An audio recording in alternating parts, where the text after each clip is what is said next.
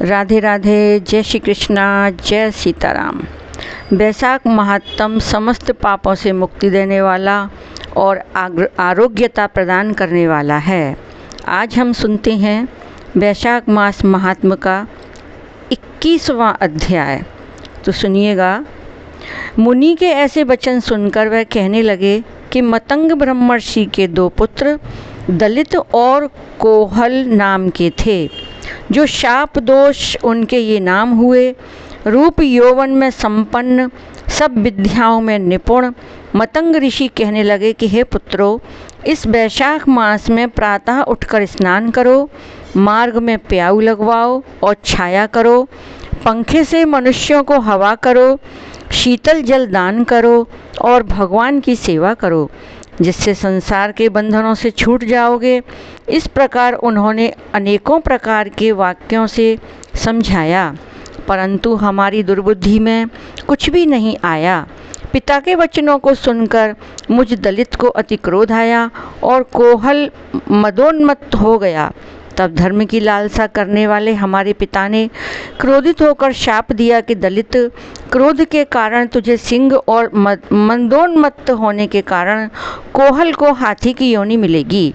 धर्म से विमुख पुत्र, कटु वचन वाली स्त्री तथा पापी को शीघ्र त्याग देना चाहिए, क्योंकि जो कोई लोभवश होकर इनको नहीं त्यागता वह 14 मनवंतर तक नरक भोगता है। तब हम अत्यंत दुखी होकर शाप निवृत्ति के लिए पिता से बारंबार प्रार्थना करने लगे।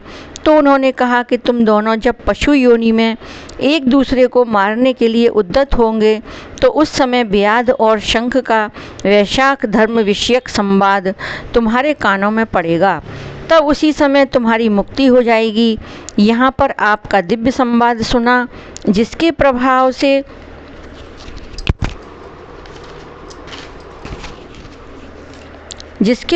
से हम कृतार्थ हुए। इसके पश्चात वे दोनों मुनीश्वर को नमस्कार कर आज्ञा लेकर अपने पिता के पास चले गए।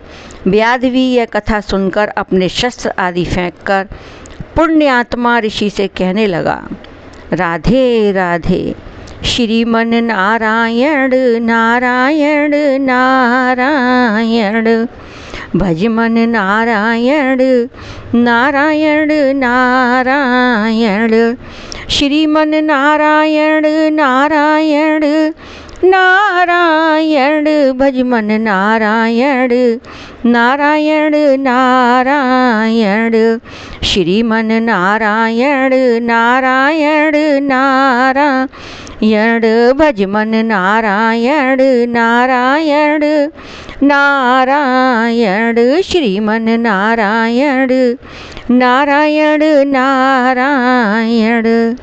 अब कल सुनेंगे हम 22वां अध्याय। राधे राधे।